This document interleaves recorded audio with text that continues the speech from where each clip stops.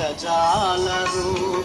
ఈ ఘోరమునకు కారణమైతిని, నాకు మరణమే శరణ్యమని.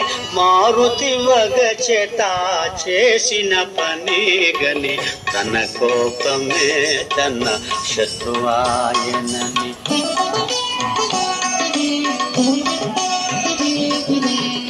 శ్రీరఘురాముని ప్రియసతి సీత, అగ్ని వంటి మహాపతివ్రత.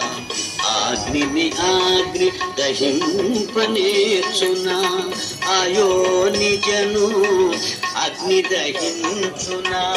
నన్ను కరుణించిన అగ్నిదేవుడు, సీతను చల్లగా చూడకుండునా అని